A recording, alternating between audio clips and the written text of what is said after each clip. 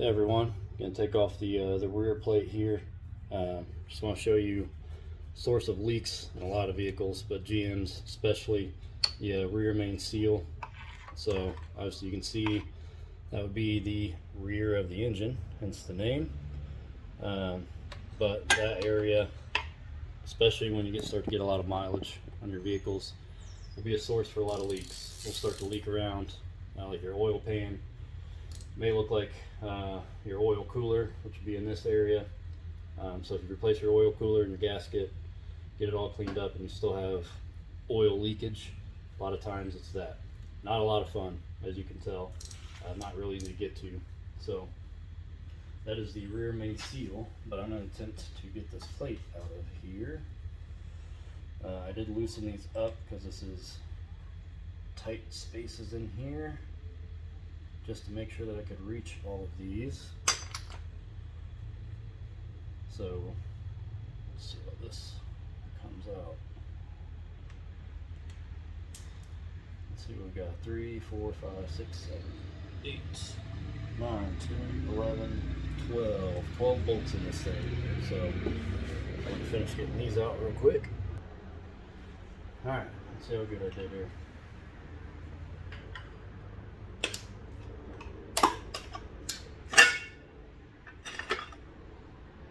Okay, and there is our rear main seal. If you're ever getting this far, 100% replace that thing. You do not want to be digging back into here once you've already been this far once. And last main cap.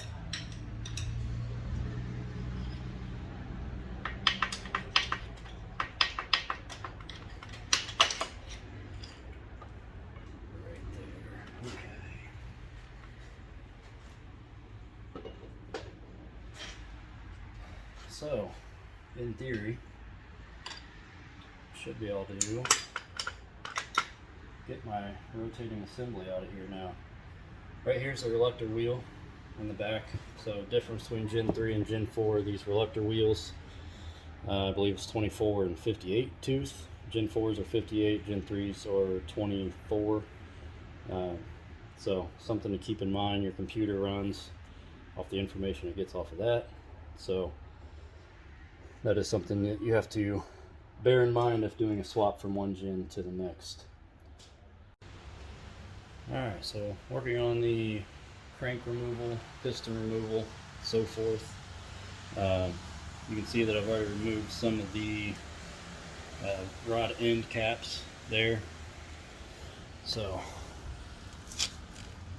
there are your bearings that go against the crank on the bottom, and then there are bearings that sit down in the journals for the crank as well. So what I'm going to work on next is getting the pistons out that are loose, turning this thing so I can get access to these other areas that I need to get to here, get those pistons out and loose, and then work on pulling that crank out, and I'll be down to a bare block. Banged my fingers up pretty good yesterday. Yep. So that's probably going to pop open. We got a few more scratches on there. So wearing gloves today. Trying to judge them too much. I just don't want to get blood on everything. I got blood on quite a bit yesterday when that happened. Fun times indeed. Also, like I didn't plan on doing this today, I didn't charge my battery, so let's see how long that lasts. That'll be fun.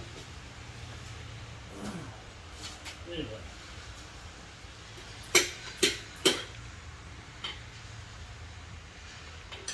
If you do plan on putting any of this back together, try to keep them somewhat in order.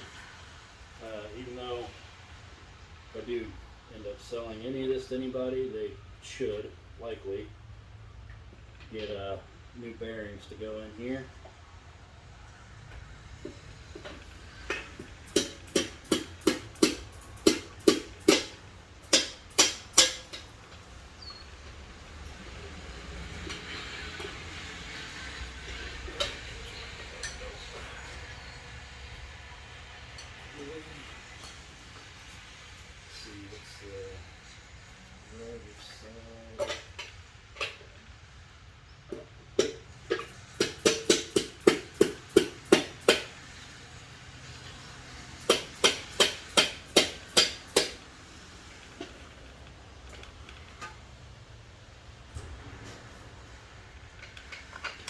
don't have to leave your tools in there either. That's a good bit of advice.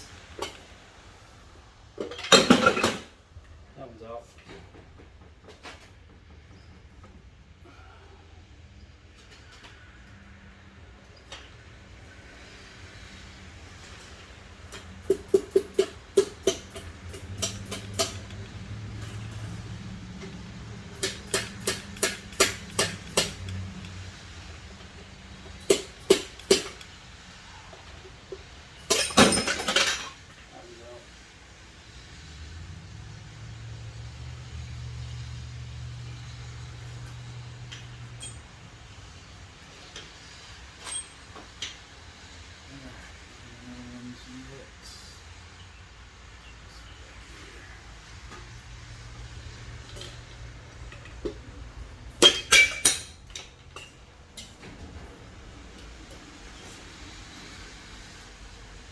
Again, that's not ideal. Not necessarily want them falling and hammering down to the ground like that, but sometimes you do what you gotta do.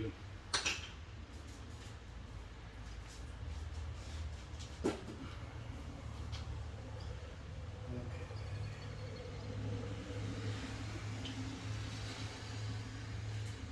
A little bit of advice on this too. Get yourself one of these little adapters. So 1/2 inch to 3/8 drive that allows me to use this nice handy 1/2 inch drive breaker bar with this little 11mm socket.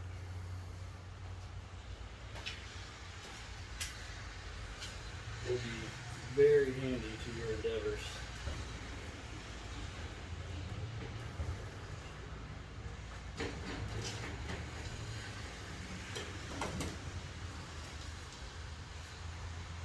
Okay, so even if you don't math too good, like me, in the country, there are 8 cylinders in here, so there are 8 of these that have to come out.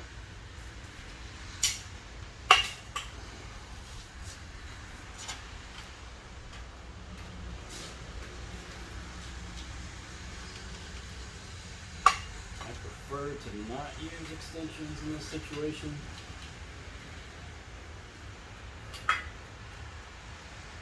These take quite a bit of force to get these out of here because they're torqued down. You can, that's just my preference, to not use extensions when you got to put that much force on it. You use a deeper socket. I've got one somewhere. Probably not here, knowing how I play in things.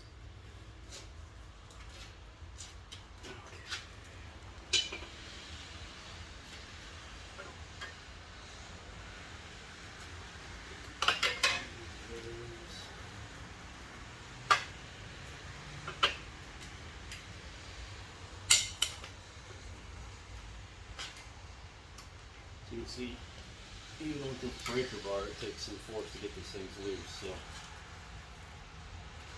if you don't have this adapter too, or if you don't have a 3/8 drive breaker bar, these can be pretty difficult.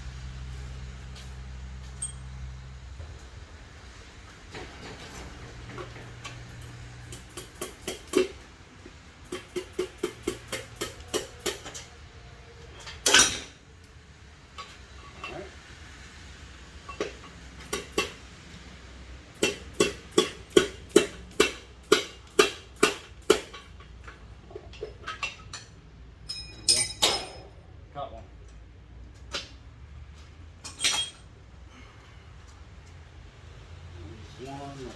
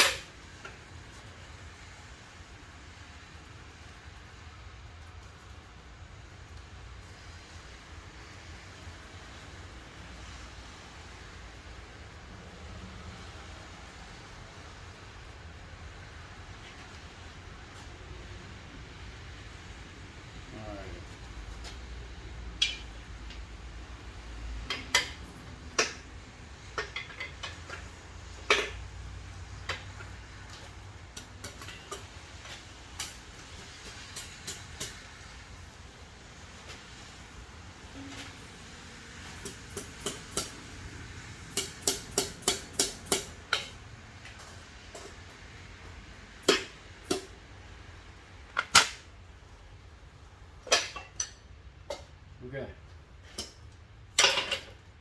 so here's our piston, nice and ruddy. You've got your rings around the sides, that's what helps seal around the cylinder wall. Your wrist pin, this is the rod, the bearing that goes against the crankshaft on the rod end. This one has fly cuts for the valves, relief cuts I should say. And then there is a little bit of a dish on this one, so this isn't a flat top.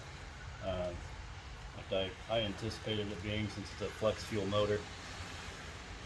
But that is the makeup of the piston. Right there. Pretty stout rods in these. A lot of people like the rods. Pistons do okay, they do a decent job. And then here's our crankshaft. So, smash my finger, that's good. Rods connect here, and then obviously it rotates around to go through the cycles, the 4 stroke cycles of the motor.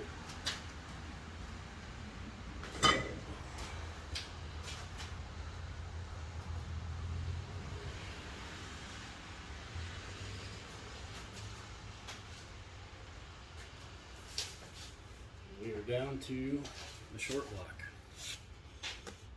Yep, busted that one open. Figured I would. That's fun stuff. So, down to a bare block, I should say. Short block would be what I just had and took apart. So you can see the cylinder bores from the bottom of the motor here. Crank journals. With the bearings in place. Most of the bearings have fallen out of there. So that's what we've got. This thing's ready to start getting cleaned up, and then I can work to get it to the machine shop and keep progressing on this thing. So all this stuff, if you're ever doing this, swap a new oil pan or you rebuild a motor, this old RTV, old gasket, all this stuff around here needs to get off so you got a nice clean surface. If you got aluminum block, you really want to be careful. Probably use a plastic scraper or razor blade for that stuff.